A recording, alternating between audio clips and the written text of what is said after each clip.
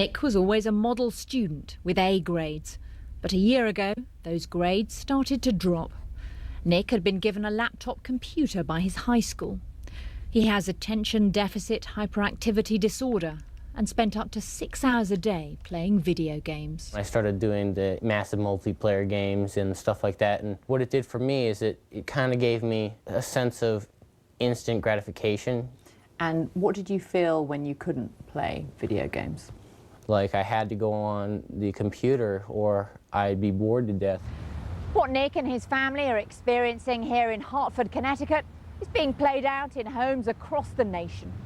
80% of Americans have access to the internet, and with that access comes the possibility of addiction. Nick's parents tried to limit his computer time and were alarmed by the aggressive way he would follow them around the house, calling for the computer. You know, there were times I would just look at him and say, "Look at yourself. You're like a crack addict. You're scary." Nick is now being treated by Dr. David Greenfield of the Internet Addiction Center in Connecticut.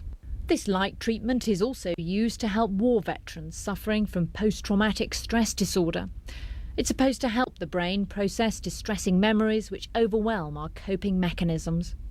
Dr. Greenfield thinks Nick's ADHD is a factor in his overuse of the internet. There's something about the focus and the narrowing of that focus that makes the internet, the computer, and video games and computer games very attractive. And they can sit still for hours playing these games, whereas in other formats, they are not able to sit still. That's not Nick anymore. He's playing American football for the school team now. He hasn't been on the internet in months. It really helped me in not using the computer just for games, and I think that it's gotten much better. I got one. But the very term internet addiction is controversial. It's not recognized by the American Psychiatric Association, and most insurance companies won't pay to treat it. Internet addiction is not a true addiction in the sense that someone becomes dependent on something and can't survive without it.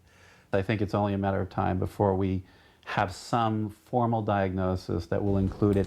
As doctors debate whether internet addiction exists, Nick knows for sure that his life is better now he's free of the internet. I feel happy that I'm able to get out of this and actually be able to connect to the world itself and not connect to the internet. Laura Trevelyan, BBC News, Connecticut.